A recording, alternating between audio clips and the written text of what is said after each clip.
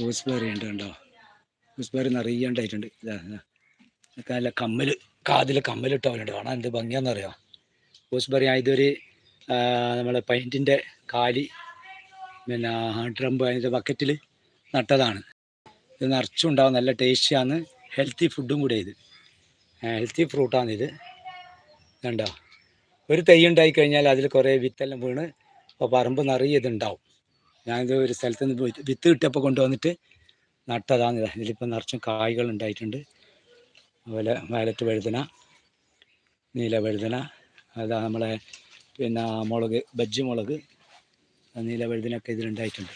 അപ്പോൾ വീട്ടിൽ അത്യാവശ്യം വേണ്ടുന്ന സാധനം സ്വന്തമായിട്ട് കൃഷി ചെയ്ത് അധ്വാനിച്ച് ഉണ്ടാക്കിയിട്ട് അത് പറിച്ചെടുക്കുമ്പോൾ ഭയങ്കര രുചിയും എന്താ പറയുക, അതിനൊരു